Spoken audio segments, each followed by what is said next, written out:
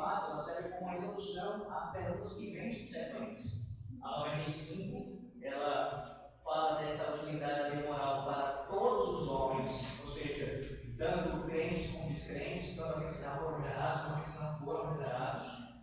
E a 96, que foi a da semana passada, ela trata justamente acerca dos não regenerados. Sim, a lei do Senhor Deus, ela é unicamente para aqueles que ainda não foram regenerados. Hoje, nós chegamos finalmente ao seu uso, à sua utilidade particular com relação aos regenerados. Isto é, e aí, lembrando o significado disso, aqueles que já experimentaram o novo nascimento. Sim, regeneração é uma palavra que a palavra utiliza com respeito àqueles que nasceram de novo. Lembre-se que há duas categorias de homens neste mundo. Dentro da raça humana, você tem aqueles que já nasceram de novo, ou melhor, aqueles que nasceram uma única vez e aqueles que nasceram duas vezes. Todo homem, todo ser humano que aqui habita, ele passou pelo menos pelo nascimento, assim chamado, natural. Ele foi concebido e depois, assim, nasceu. Aqueles que foram salvos pelo Senhor Jesus Cristo, e aí veja, eu estou falando aqui, com relação aos não regenerados, isso não se aplica necessariamente a quem é réprobo, isto é, a quem não será salvo. Como assim? Alguém pode ter sido eleito por Deus na eternidade e ainda não experimentou a regeneração no tempo presente, na história. Ora, há muitas pessoas nesse mundo que Deus elegeu, predestinou para a salvação, mas ainda não foram regeneradas. Certo? Então, o não regenerado abarca essa categoria de pessoas que ainda não experimentou a regeneração. Nós sabemos, na revelação bíblica, que nem todos irão experimentar. Mas o fato é que, com relação ao tempo, isso há uma diferença. Nem todo eleito experimenta a regeneração no mesmo período de vida. Alguém pode experimentar no ventre e ainda sua mãe, como outros experimentam no leito de morte. Pois bem, nossa pergunta aqui na 97, nossa resposta refere-se aos regenerados, àqueles que já experimentaram a regeneração, o novo nascimento. Eles nasceram de novo. Nasceram por obra de quem? Do Espírito Santo de Deus. Foi Ele quem, na terceira pessoa da Trindade, que executou esta obra. Ele fez com que estas pessoas, e aí, se você está em Cristo, isso se aplica a você, obviamente. Diz que as pessoas, nós, experimentássemos o novo nascimento. E aí a lei de Deus, a sua lei moral, ela tem sim uma utilidade particular para esses, para nós. Mas perceba como é que a resposta inicia-se. Embora os regenerados e crentes em Cristo estejam libertos da lei moral como pacto de obras, perceba, a resposta do catecismo começa primeiramente na negativa, mostrando que, em um certo sentido, nós estamos libertos da lei moral do Senhor. E qual é o sentido, pastor? Libertos da lei moral do Senhor como pacto de obras. Veja isso primeiro em Romanos, Romanos capítulo 8. Você abre Romanos capítulo 8. Romanos 8.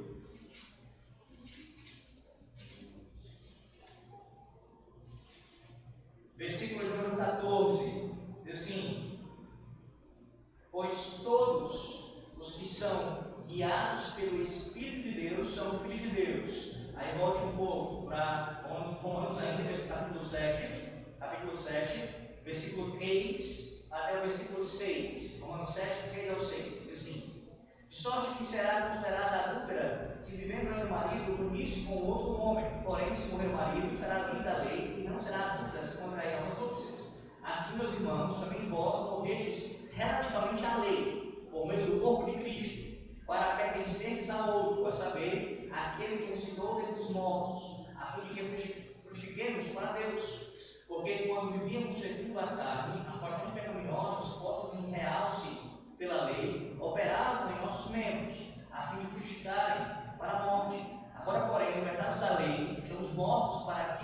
estávamos sujeitos, de modo que servimos em novidade de espírito e não na caducidade da letra. Avança um pouquinho para Gálatas. Gálatas, capítulo 4.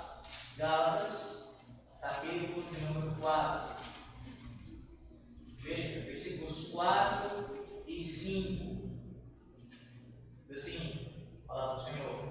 Vindo, porém, a plenitude do tempo, Deus enviou o seu Filho, nascido de mulher, nascido sob a lei, para resgatar os que estavam sob a lei, a fim de recebêssemos a adoção de filhos. E aqui já nesse início eu preciso salientar isso, até que eu voltarei mais à frente a esse ponto, que é o seguinte. Quanto a isso, há muita confusão é feita por parte de intérpretes da palavra de Deus, infelizmente. Textos como esse que eu citei aqui, de Romanos capítulo 7, de Gálatas capítulo 4, entre outros, são usados para falar, para se dizer que os crentes não estão mais em nenhum sentido debaixo da lei. Em nenhum sentido debaixo da lei. Não existe mais nenhum tipo de obrigatoriedade da nossa parte para com a lei de Deus. Mas observe como o nosso catecismo, eu sempre fiz isso porque é questão didática para vocês nesse momento de uma igreja presbiteriana reformada, verem a precisão teológica dos nossos documentos confessionais. Onde, pastor, mais uma vez a gente nota isso, no que eu disse há pouco. Embora os reiterados bens e tristes estejam libertos da lei moral como pacto de obras, percebe? Ou seja, existe um sentido em que nós estamos libertos da lei moral, mas não é nesse sentido em que nossos adversários, infelizmente, interpretam, dizendo que nós não estamos sujeitos à lei de forma nenhuma no tempo da nova aliança. O catecismo, de forma correta, interpreta isso, mostrando que, como pacto de obras, estamos libertos da lei moral. E aí eu preciso lembrar você o que significa o pacto de obras. Já tratei sobre isso, mas como o assunto aqui é tocado novamente, até que talvez alguns não se lembrem, eu preciso que se lembrem para reforçar também, vou fazer a recapitulação disso de forma breve. Você deve lembrar que, pelo menos aqui já tem contato com a Igreja Reformada, que o Senhor Deus, quando Ele criou o homem, após criar o homem e botá-lo ali no jardim, Ele estabeleceu com aquele homem um pacto, uma aliança. E esta aliança ela é chamada, especialmente pelos teólogos reformados, de aliança ou pacto de obras. Há outros termos também que são usados pelos teólogos reformados, no próprio catecismo, para conversas também utiliza esse termo, que é pacto de vida. Pacto de vida. E aí, como eu já expliquei isso, apenas a nomenclatura muda com relação a qual ênfase o teólogo naquele momento está dando. Por exemplo, quando se fala de pacto de vida, a ênfase na nomenclatura é para se referir à consequência da obediência. Se Adão tivesse obedecido a Deus perfeitamente, não tivesse caído em pecado, ele receberia vida eterna, ou seja, a recompensa pela obediência. E a nomenclatura se encaixa nesse sentido. Pacto de obras, que é o mesmo pacto, apenas muda a nomenclatura, tem a sua ênfase no meio pelo qual o homem receberia esta vida eterna, ou seja, pela sua obediência, as suas obras. Pois bem, pacto de obras se refere a este primeiro pacto, então Deus estabeleceu com Adão ali no Éden. O que aconteceu? Adão ele quebrou esta aliança. Ele se rebelou contra o Senhor quando ele, juntamente com sua esposa, eles comeram o fruto proibido. Aquele fruto que o Senhor Deus tinha dito que eles não poderiam comer. A partir daquele momento, o pacto foi quebrado. E o que acontece na sequência, além das exaltações e maldições que Deus faz ali, é estabelecer um novo pacto. Deus estabelece um novo pacto. Os céus chamam de pacto da graça, estabelecido já com Adão. Nós, reformados, cremos que o pacto da graça ele não é estabelecido com Cristo, digo, na nova aliança, ou apenas na nova aliança, de fato é com Cristo, tá? Não entenda isso de forma equivocada. Cristo é o mediador do pacto, sem dúvida. Mas eu quero dizer o seguinte: em termos do tempo, na história humana, na revelação da progressiva da redenção, o pacto da graça já se manifesta e é estabelecido lá com Adão. Não foi apenas quando Cristo veio. Quando Cristo veio, nós temos a plenitude do pacto da graça, que já havia sido estabelecido. E agora, em Cristo, ele chega à sua plenitude, à sua completude. Certo? Então, mas ele já é estabelecido ali com Adão. Aí você pergunta, mas pastor, o que magnifica o pacto de obras? Ora, uma vez que Adão quebrou esse pacto, nenhum membro da raça humana é mais capaz de, dali em diante, por meio do pacto de obras, herdar a salvação da terra. Ninguém mais. Ninguém mais.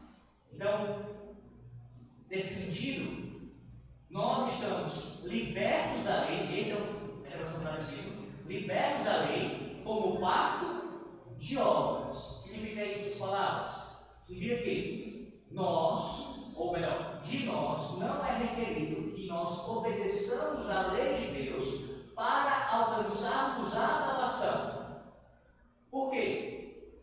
Porque isso é impossível, obviamente, Adão quebrou este pacto e nós não podemos mais, estamos assim, debaixo do pecado, nascemos já em pecado, não fugimos em pecado, e porque Cristo já cumpriu este pacto de obras em nosso lugar. Quando ele veio a esta terra, ele cumpriu o pacto em nosso lugar. É o que diz Gálatas capítulo 4, versículo 4. Veja, mais uma vez, vindo porém a dentro do tempo, Deus enviou o seu Filho, nascido de mulher, nascido sob a lei, debaixo da lei. Assim, para resgatar os que estavam sob a lei, a fim de recebermos a adoção de filhos.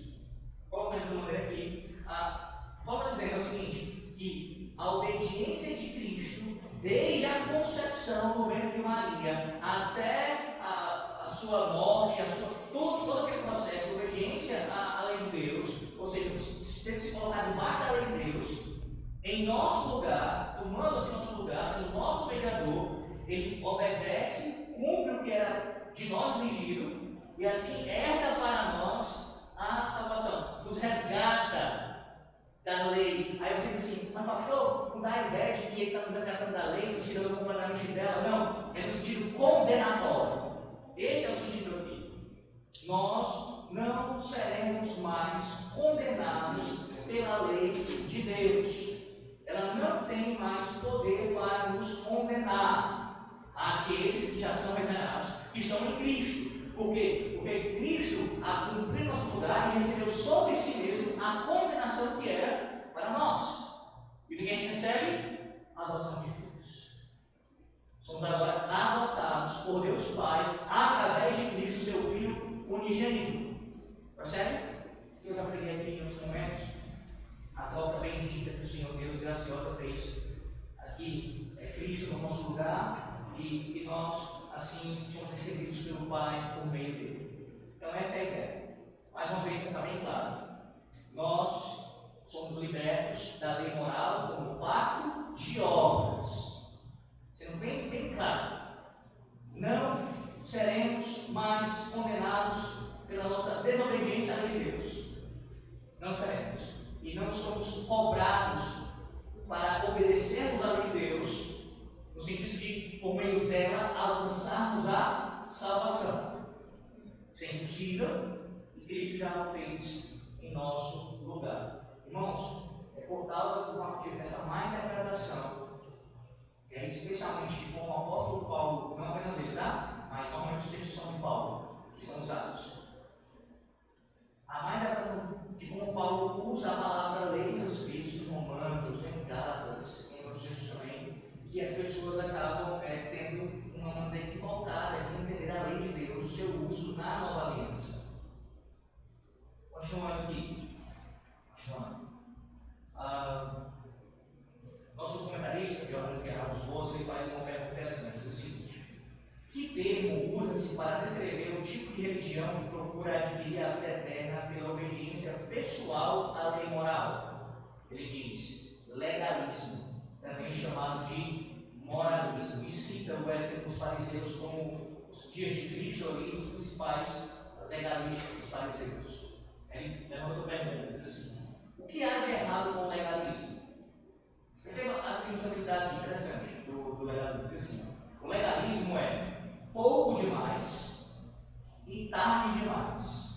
O legalismo é pouco demais e tarde demais. Pouco demais porque Deus requer a obediência perfeita à lei moral, ao passo que os pecadores prestam obediência extremamente imperfeita. Tarde demais porque a possibilidade de adquirir a vida eterna, mediante a obediência da lei, cessou no Éden eras atrás. Então, por que é pouco demais? Porque o legalista ele pode colocar o peso que for, os mandamentos que vai criando a mais o que for, mas ainda assim isso é pouco demais, porque a obediência que ele exige é perfeita. E toda obediência nossa após a queda ela é imperfeita. Toda. E estamos falando aqui de qual grupo, irmãos? Dos regenerados. A pergunta 97 está falando deles. Mesmo você e eu, que já fomos regenerados, nossa obediência é imperfeita. Pense no crente mais piedoso que está nessa terra ou que já tenha passado por essa terra. Pense nos apóstolos, o apóstolo Paulo, outros apóstolos, o apóstolo João. Todo crente, após a queda de Adão, todo homem, toda mulher, tem obediência imperfeita. Logo, essa obediência, ela não tem como ser recebida pelo Senhor Deus como a causa da nossa justificação. Não podemos justificar os nossos méritos, não temos tempo. E também tarde demais, ele diz isso porque, eu expliquei há pouco, o pacto de obras, ele vigorou nesse sentido para que por meio dele, Adão e Eva, obedecendo, fossem salvos. Adão foi quebrado. Quando ele foi quebrado, ele já não é mais. Deixa eu começar melhor, vamos falar uma confusão aqui. O padrão ainda vigora, tá? Ele vigora em que sentido? Os ímpios serão condenados pela sua falta de conformidade à lei de Deus, à sua aliança. As suas obras não podem justificá-los. E uma vez que eles não têm como, eles não estão em Cristo, ou seja, não tem um mediador, não tem alguém que represente-os, e assim, por causa da obediência do mediador, eles serem perdoados, justificados, e eles mesmos não têm como obedecer perfeitamente ao pacto de obras, logo eles serão o quê? Condenados pela lei de Deus. Ou nesse caso, pela sua falta de conformidade à lei, pela transgressão dessa lei, a lei os condenará. Então ele vigora, tá? Nesse sentido, para os ímpios que não se conformam a ele. E para nós, não mais, como estabelecismo, nós fomos libertos da lei moral como o pacto de obras. Não vigora para nós mais nesse sentido. Ou seja, para através da obediência à lei, sermos salvos, não mais para nós. Então é tarde demais alguém que tenta, pela sua obediência, nesse caso de forma legalista, chegar assim ao favor divino. Ele coloca uma pergunta que eu me acho interessante citada aqui, diz assim, mais duas pelo menos que ele coloca sobre o legalismo. Primeiro, os crentes modernos são de algum modo afetados pelo legalismo? Resposta, quase sempre são. É triste, mas é verdade. Primeiro porque em todo lugar que se ignora o ensinamento bíblico da salvação da graça, os crentes profetas são sempre totalmente legalistas e tentam abertamente conseguir a vida eterna pelas boas obras. Segundo, até mesmo quem conhece e compreende de fato o ensinamento bíblico da salvação da graça, quase sempre cai inconscientemente num modo legalista de pensar. Alguém pode professar a teologia da graça e ainda assim, sem perceber a inconsistência, pode estar infelizmente influenciado por uma atitude ou modo de pensar legalistas sobre a vida e a religião. Não vou mais comentar sobre isso, porque não é aqui a minha intenção fazê-lo, mas apenas citar como exemplo, tá? Nos últimos dias, há algumas semanas que eu percebi isso, vi algumas coisas na internet, no outro conhecimento, de aquela briga com relação aos arminianos, né? E aí, o questionamento que se levantou foi: a gente deve tratar o arminianismo como heresia ou não como heresia? Ele é apenas ele é um erro grave, mas não é uma heresia. E aí as pessoas dizem assim: bem, se for uma heresia, logo então a gente tem que tratar todo arminiano, sem exceção, como não irmão em Cristo. Ó, vamos lá. Há pessoas, vocês precisam entender isso, há pessoas que mesmo salvas pela graça de Deus, tendo já sido regeneradas, elas não possuem um entendimento correto da doutrina. Eu digo da doutrina como um todo, tá? E isso é diferente. A gente precisa saber fazer esse julgamento, eu sei que não é fácil muitas vezes, mas a minha é entre alguém que está de maneira deliberada, voluntária, se entregando a um falso ensino, mesmo heresia, e alguém que está perdido em seus pensamentos na elaboração da doutrina. De forma geral, as pessoas que se entendem como arminianas, elas nem conhecem o que é o arminianismo. Nossos dias. Nem conhecem. E há muitas pessoas que estão fora da igreja presbiteriana e reformada, e elas, de forma bem básica, têm um entendimento bem mínimo mesmo da salvação pela graça. Elas não vão reputar a salvação delas às suas obras. Elas não dirão isso, eu creio que eu fui salvo porque em algum momento eu respondi. Não, Deus em sua graça, Deus me salvou, Deus veio até mim pela sua palavra. Essa é a forma de um crente, qualquer crente agir. Alguém já brincou sobre isso, dizendo, né? Todo mundo de joelhos é um calvinista, então a sua forma de expressar a sua salvação, ele será um calvinista, será reformado falando sobre isso. Por quê? Porque o crente consciente ele não vai, de maneira nenhuma, expor as suas palavras algum tipo de método da sua ação, sua atitude em relação à sua salvação. Para eu chegar com isso? Para você considerar um arminiano como um irmão, você considera um arminiano como um irmão, e colocando em termos gerais, tá? Um não reformado, colocando assim. É alguém que é inconsistente com a sua teologia. Ele é inconsistente com a sua teologia. Porque, de fato, alguém que possui entendimento acerca da salvação, diferente do que a teologia reformada esclarece, você pode ver isso, além dos padrões de consciência, bem como também na questão de unidade, você pode ver o sistema de Dort, a função dela, o mesmo padrão doutrinário reformado, acerca da salvação. Pela graça somente, pela fé somente, Cristo somente, sem obras nossas, a salvação em Cristo. Pois bem, qualquer um que esboce um entendimento diferente do que os reformados falam sobre a salvação e procure viver consistentemente com esse pensamento, eu o considero sim como alguém que está apartado de Cristo. Porque toda teologia acerca da salvação, ou seja, toda soteriologia não reformada, ela é uma teologia antropocêntrica. Ela é uma teologia que vai colocar em alguma medida o método humano na salvação. Seja pelo agilismo, seja pelo agilismo, o arminianismo, a participação humana, ela será sim de uma maneira não bíblica. Haverá algum tipo de sinergismo em alguma medida. A única teologia que professa de forma clara e fiel à palavra de Deus que a salvação pertence ao Senhor é a teologia reformada. Eu coloco de outra forma. O arminiano salvo é um arminiano inconsistente. Ele pode tentar, com as palavras ali, argumentar de uma maneira algo diferente da teologia reformada, mas a vida dele, ele vai responder à palavra de Deus ao Evangelho de uma forma a atribuir toda a glória a Deus à salvação, pela graça somente. Percebe? É por aí que a gente deve caminhar. Então, sim, o arminianismo foi condenado, segundo Dort, em 1818, como heresia. Essa é a posição histórica em termos confessionais. Heresia, o arminianismo não é heresia. E a gente tem que rejeitar mesmo de forma contundente em nossas igrejas.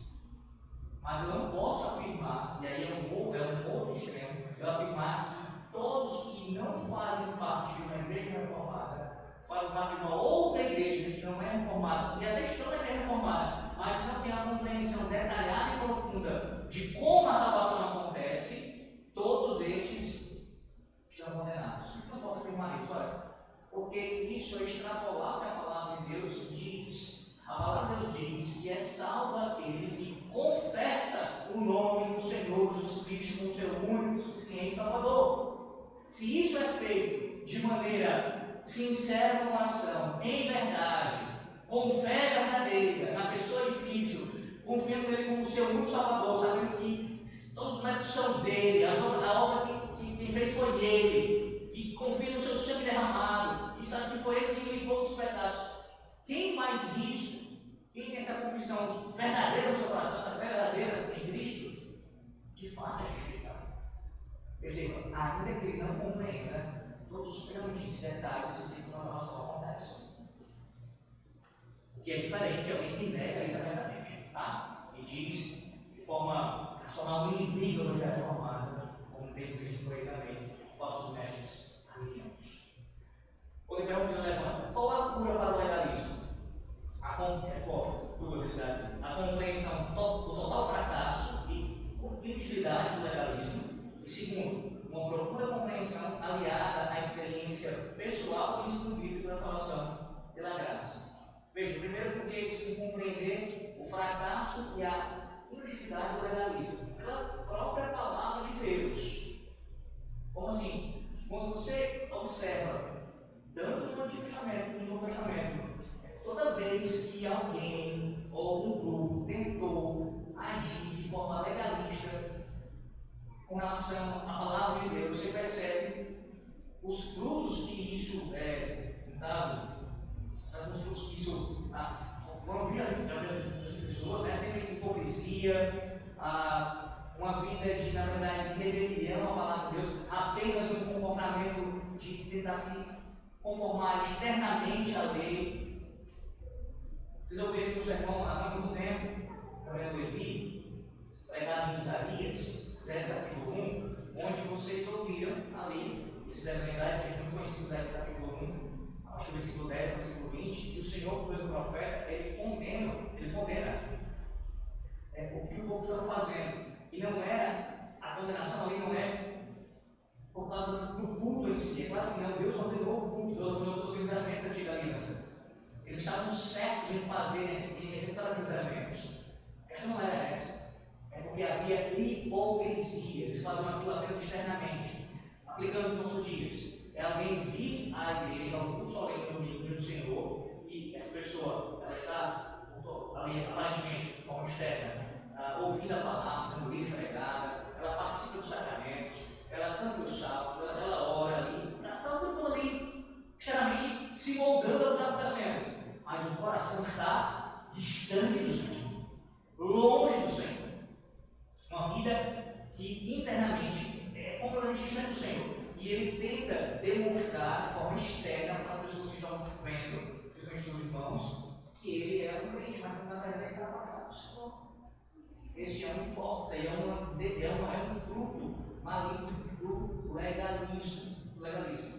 Também está a compreensão aliada, a compreensão bíblica aliada à experiência pessoal. E veja, experiência pessoal, e o Johannes Carlos Rosa, ele certamente entendia dessa maneira, como um bom teólogo reformado, ela não é aquilo que nos guia, tá, irmãos? Um teólogo como esse cita isso, não é para você entender assim, vou basear minha vida na minha experiência meramente, não é isso.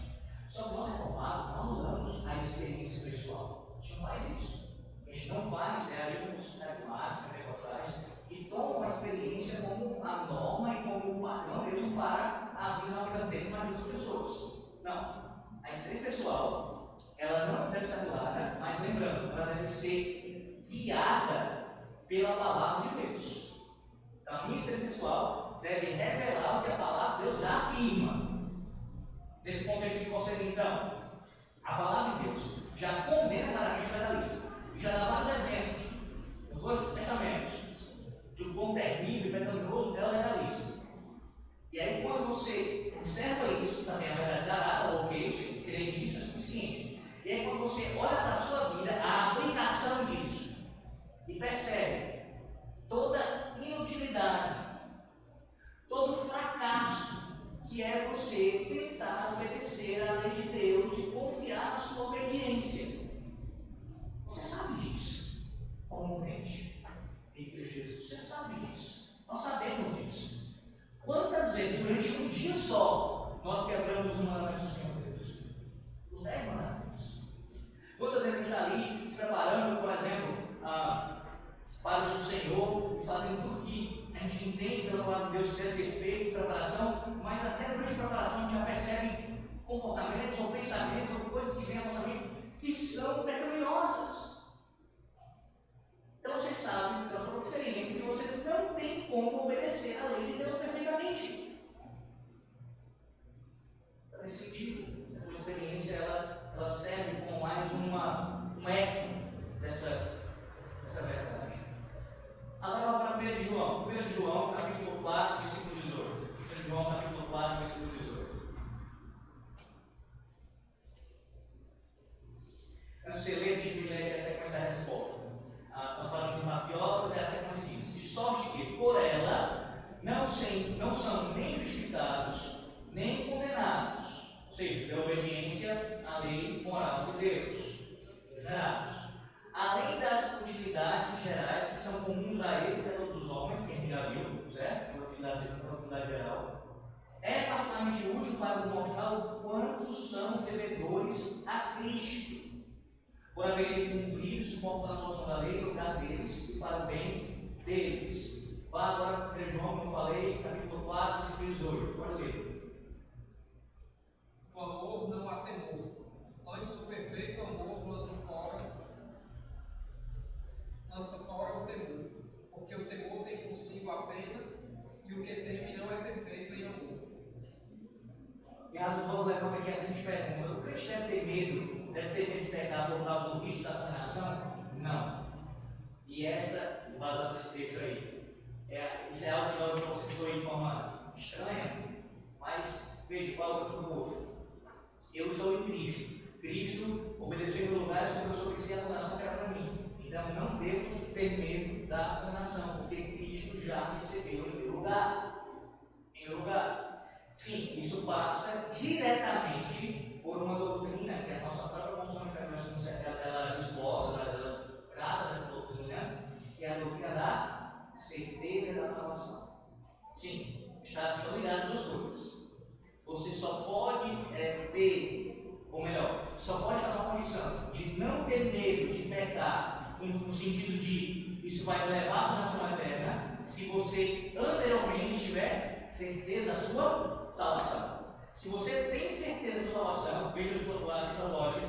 Se eu tenho certeza da minha salvação, não por minha tal de Cristo, eu tenho certeza, logo eu sei que mesmo quando eu pecar, eu não corro risco de condenação.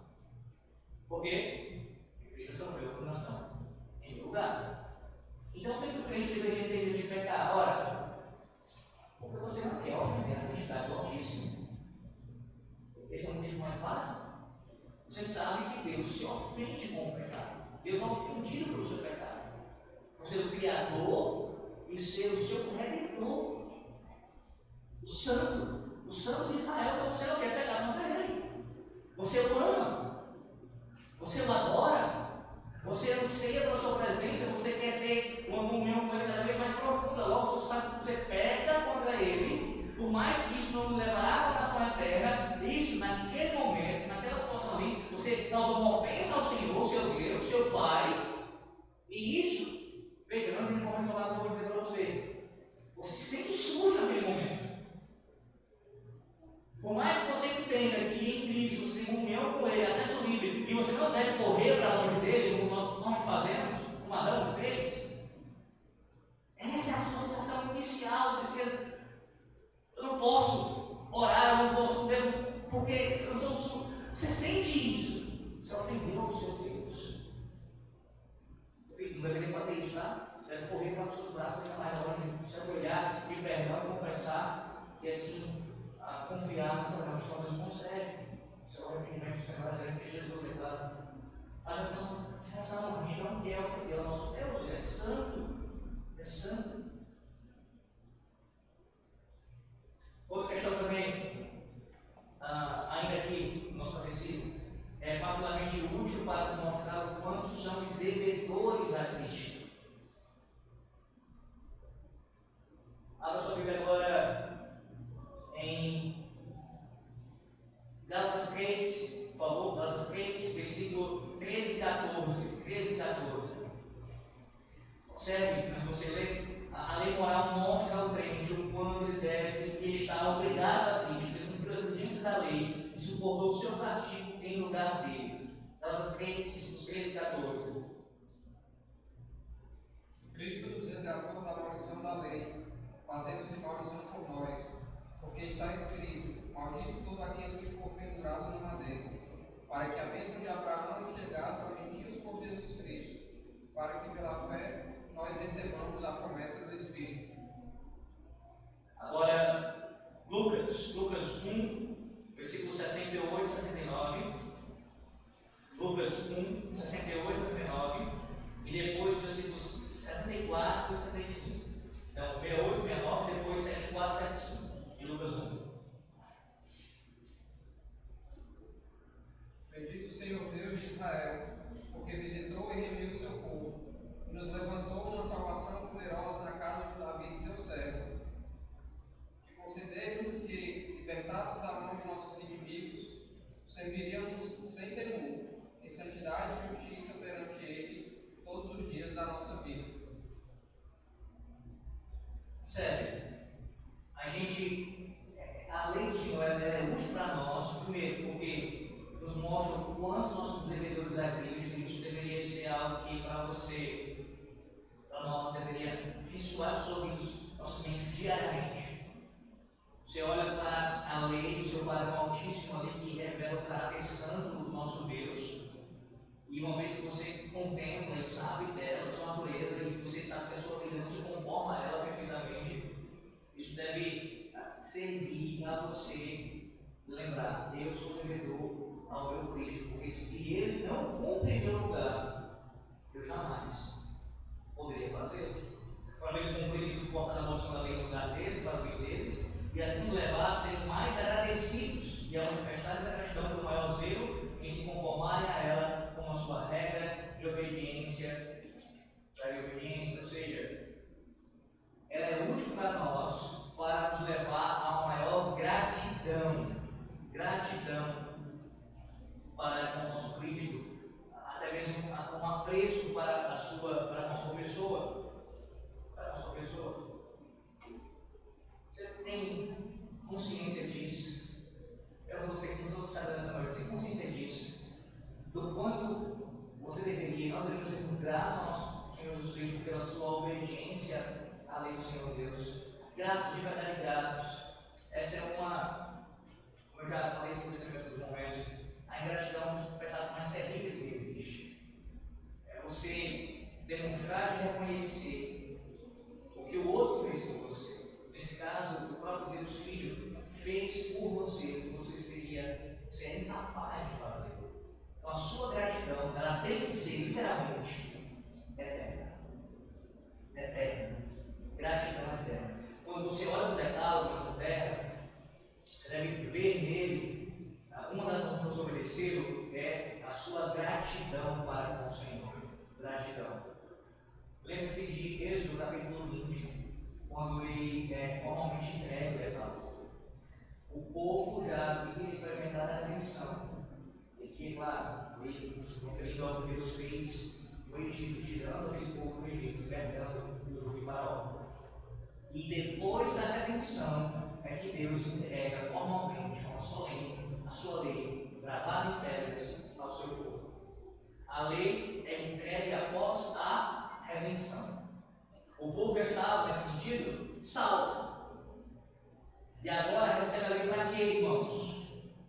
Em gratidão a Deus, obedecer, demonstrando assim que eles são gratos pelo que Deus fez por eles.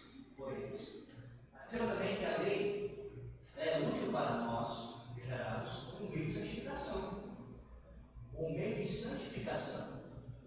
Nós devemos guardar a lei de Deus, ainda que perfeitamente, sabemos disso, em Cristo, como um meio de nossa santificação. E aí, lembrando que eu disse no início sobre a confusão que se faz acerca da lei, do uso da lei, da palavra lei, pelo apóstolo Paulo principalmente. A lei de Deus, na nova aliança, ela permanece na mesma. Uma das confusões que é feita é por causa da linguagem que Paulo usa sobre dizer que não está mais embaixo da lei. Mas lembre-se, quando Paulo usa isso, uma das principais razões dessa expressão é para se referir a não estar mais debaixo da condenação da lei. Ele não está mais debaixo da condenação da lei. Você quer ver isso de forma a confirmar mesmo algumas questões?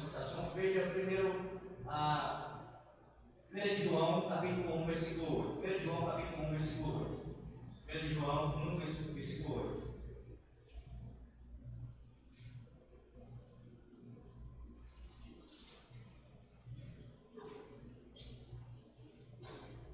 Vai ler. Se dissermos que não temos pecado, enganamos-nos a nós mesmos e não há verdade em nós. Capítulo 2, versículo 1. Mesmo fez uma epístola. Capítulo 2, versículo 1. Pois, filhinhos, essas coisas vos escrevo, para que não pequeis, e se alguém pecar, temos um advogado para com o Pai, Jesus Cristo, o justo. Agora, capítulo 3, versículo 4. Capítulo 3, versículo 4.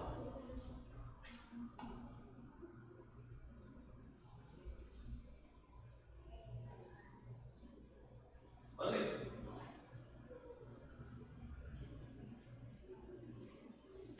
Todo aquele que pratica o pecado também transgride a lei, porque o pecado é a transgressão da lei.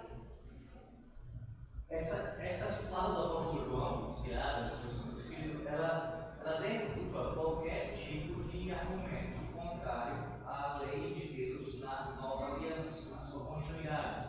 Por quê? Mais uma vez, usando de lógica, irmãos? Que função fazem, especialmente nossos dias. Se os crentes da nova aliança, os regenerados, eles não estão debaixo da lei, mas, em todo sentido, qualquer sentido, a lei não continua na nova aliança, o decálogo não continua na nova aliança. Como eles, como nós podemos ser tratados como transgressores da lei? Como alguém pode transgredir a lei se a lei não está mais em vigor? João está escrevendo isso com o contexto, irmãos. A nova aliança já inaugurada. Percebe a ilógica desse argumento? Não tem mais lei. Ora, não tem mais lei se você ainda é um transgressor da lei quando você peca. Porque é essa definição que João dá de pecado. O que é pecado? Pergunta para o apóstolo João. O que é pecado? Pecado é a transgressão da lei. Isso é pecado. Isso é pecado nos dias de João. Isso era pecado, era definição de pecado quando Adão caiu. Isso continua sendo pecado, a definição de pecado nos nossos dias. Pecado é a transgressão da lei. E como o tradução muito bem coloca, a falta de conformidade a ela também. Mas isso não é acrescentar, pastor, algo que a Bíblia não diz, claro que não. Isso é uma inferência lógica e necessária. O pecado é o transgredir, isto é, Deus diz, não faça isso e você faz. Isso é transgressão. Quando Deus diz, não terás outros deuses diante de mim, e você idolatra, você transgrediu, você fez algo que Deus proibiu que você deveria não fazer. E o que é a falta de conformidade de Deus? É quando você deixa de fazer o que Deus ordena você fazer. Deus diz, honra a teu pai e a tua mãe. E quando você não faz, você deixou de se conformar à lei de Deus. Tanto no aspecto positivo como negativo. Você ou transgride ou você não se conforma nas duas vias. Você peca. Nós pecamos. A definição bíblica e confessional acompanha essa definição. De quê? De que o pecado está ligado à transgressão, à falta de conformidade à lei de Deus. Logo, a lei de Deus precisa estar em vigor na aliança. Isso é tão claro, irmãos. Isso é tão óbvio. Ainda para Tiago, capítulo 5. Tiago 5, versículo 16.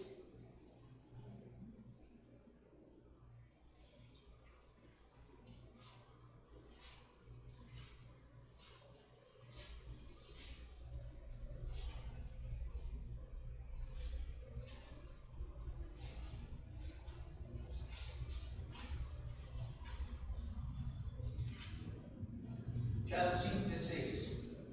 Olha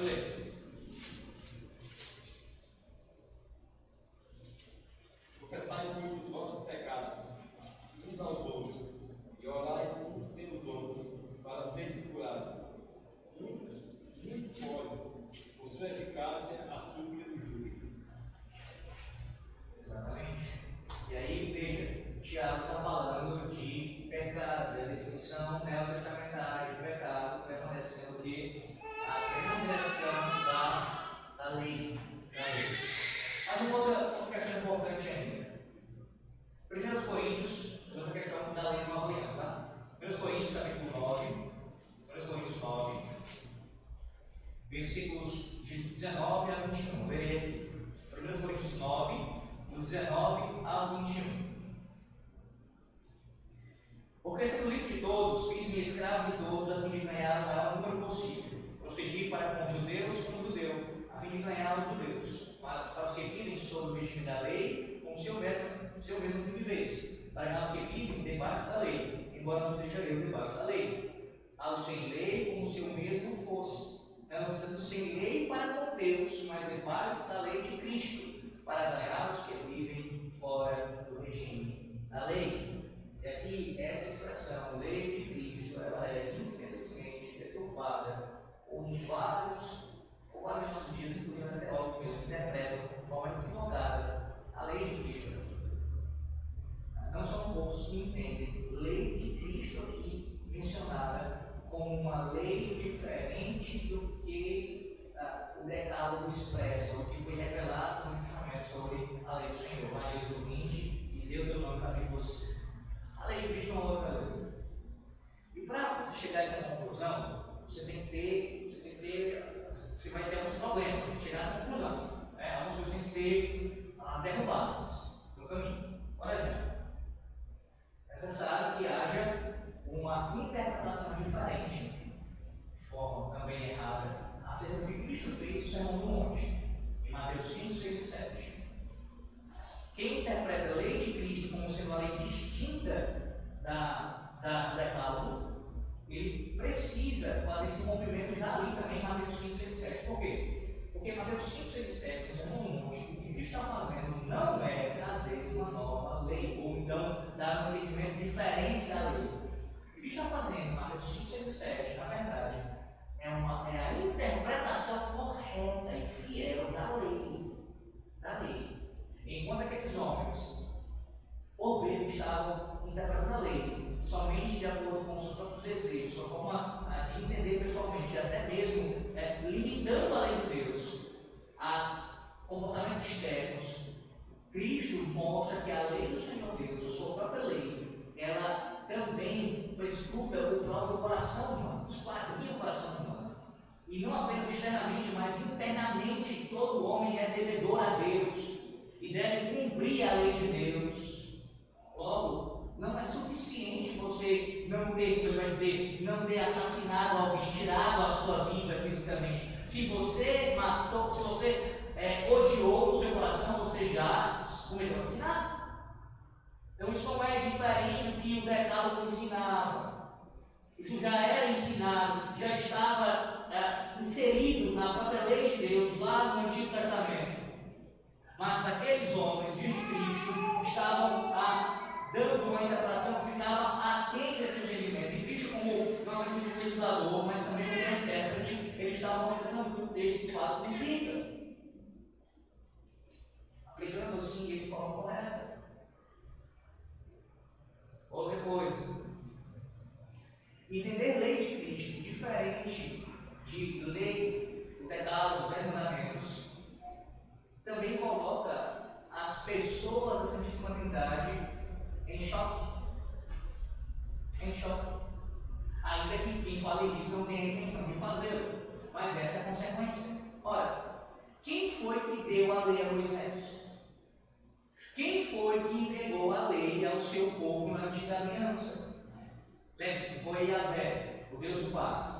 Quando nós falamos de Yahvé, o termo, o nome para o nome pactual do Senhor Deus, onde considerado como Yahvé, nosso nome, ou Yahvé, este nome não é apenas uma referência ao Pai, mas à Santíssima Trindade.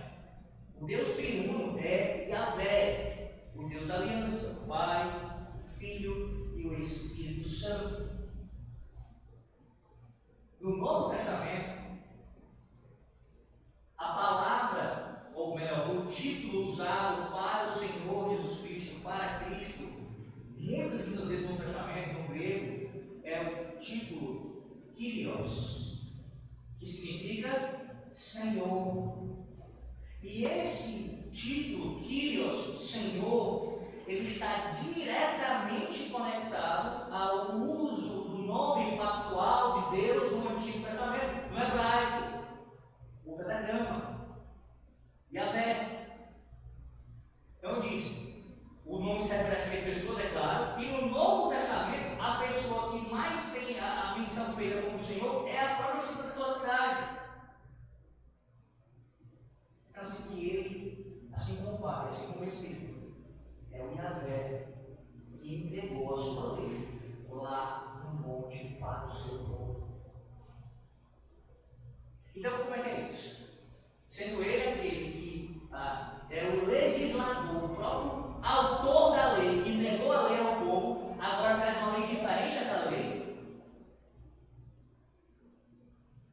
Mas, pastor, Deus não teria, para Cristo, um Deus, autoridade para fazer alguma modificação? Irmãos, nós sabemos aqui, não vou aprofundar isso por enquanto, tá? Mas agora, mais na frente a gente faz isso. Mas, pontualmente, de fato, há coisas que mudaram. Só que aquilo que mudou, ou colocando melhor, aquilo que se cumpriu, não é de caráter moral. Digo, em sua. Aquilo que deixou de continuar a nova aliança era essencialmente cerimonial. De fato, tinha algo moral ali ligado, é claro, mas às vezes aquelas leis ali eram cerimoniais e na pessoa de Cristo foram cumpridas. Quando a gente fala de uma não continuidade da lei moral, nós temos um problema com isso, porque a lei moral expressa o caráter de Deus, e Deus ele é imutável. Deus é imutável. Então, se era verdade no passado que a idolatria era pecaminosa, que apenas há um Deus, somente Ele deve ser adorado, isso é uma expressão da sua natureza, de quem Deus é, isso permanece na nova aliança, independente da administração da lei que é. Não pode ter mudança quanto a isso, na sua essência. Não pode. Não pode. E observe que aqueles que argumentam contra a comunidade da lei moral, os 10 mandamentos, via de regra, vão inventar um mandamento. O 4, o dia do Senhor. Porque quem, em sã consciência, vai dizer que a nova aliança está autorizada agora a prestar culto aos Deus? Quem, em sã consciência, vai ter uma nova aliança que pode fazer imagem de escultura para prestar culto a Deus? Quem na nova aliança vai dizer, eu posso profanar, blasfemar o nome de Deus? Quem vai dizer isso? Eu posso agora não honrar meu pai e minha mãe. Não, tem um texto lá de Efésios capítulo 6, né? Que diz lá de próprio Paulo. Quem vai dizer que pode matar, que pode adulterar, que pode roubar, que pode mentir, que pode cobiçar? Quem vai dizer isso em sua consciência? E de regra, o encrencar é com o mandamento 4. A gente vai falar sobre isso quando chegar na palavra, tá? Só ainda um pouquinho essa questão. Então, não, irmãos, isso é lógico. É uma expressão do próprio Deus, seu caráter santo que se revelou. O Cristo, a sua autoridade estava lá, entregando a lei. Essa lei é dele. Assim como a expressão aqui, lei de Cristo. Pastor, então isso significa lei de Cristo? Olha, é a própria lei do Senhor Deus. A mesma lei. A mesma lei. A mesma lei. Cristo não cumpriu outra lei. Cristo cumpriu a lei, a sua própria lei. A lei que ele mesmo revelou ao seu povo. Essa é a lei, permanece novamente, não para a nossa justificação, nem para a nossa condenação, que estamos em Cristo, mas para nós obedecermos como fruto de gratidão ao Senhor Deus, bem como também de santificação, em obediência a ela, Alguém vai dizer assim, mas pastor, por que no Novo Testamento você não tem os 10 mandamentos que mencionados novamente? Essa fala tem um pressuposto errado. Qual é o pressuposto? Eu pergunto, quem disse que os 10 mandamentos não são citados novamente no Novo Testamento? Quem disse que eles não são citados no Novo Testamento? Não, deixa eu melhorar o questionamento, pastor. A lista com todo aquele detalhamento, como acontece lá em Êxodo e Deuteronômio. Por que eles não são citados assim, aquelas listas? Esse argumento ele também tem um outro problema. Qual é? É você apontar a necessidade para Deus repetir o que ele já falou. E isso é uma forma do que nós formados fazemos, entender a relação bíblica. Nós não dizemos assim, não, formados. Eu só creio que algo é verdadeiro e continua a nova aliança se o Novo Testamento ele falar sobre isso. O nosso raciocínio é diferente. Nós cremos que, a hermenêutica bíblica, tá? É interpretando a palavra de Deus. Nós cremos que se Deus revelou algo já no Antigo Testamento e o Novo não anula isso, continua. Naturalmente continua. Então, a pergunta deve ser feita da maneira: onde no Novo Testamento alcança a lamentada dele? Onde no Novo Testamento a lei moral de Deus, os mandamentos não continuam? Essa é a pergunta. Nós temos que ter a anulação. Nós temos que ter uma palavra do Testamento, no caso do texto, que vai fundamentar que algo não continua. Porque se o Antigo já falou, isso é suficiente. Suficiente. Eu gosto de sempre citar algumas questões sobre isso, que eu vou encerrar, tá? Uma delas. Quando alguém falar para vocês perguntar isso, sobre, por exemplo, a continuidade dos mandamentos da nova aliança, apesar de dar para mostrar o Novo Testamento, para espalhar o Novo Testamento, mas isso é um pouco. Onde que tem a lista das mulheres do Novo Testamento? Onde é que tem uma criança sendo batizada? Esses argumentos, sabe, que são bem pueris. Pois bem, você pergunta assim: onde no Novo Testamento? Onde no Novo Testamento você tem, por exemplo, a condenação da relação sexual com o animal? E dá um texto. Eu quero um texto do Novo Testamento que mostre explicitamente, como você tem no Antigo Testamento, é Levítico, um texto que mostre que um homem ter relação com um animal, isso é pecado. Onde? Então logo agora, olha se você vai falar assim, então agora logo eu posso então ter relação com o animal. Sabe a loucura do argumento? A questão é que não há um meditar nas implicações de onde o pensamento leva, irmãos. Por isso eu sempre insisto nisso, na minha casa e na igreja de Costoeiro. Insisto no quê? Sejamos consistentes com o que nós pensamos. Leve os pensamentos das suas consequências. Para você não incorrer em inconsistências, em incoerências no seu raciocínio, assim ser reputado como alguém que é ilógico na sua fala. Isso, claro, sendo guiado pela palavra de Deus.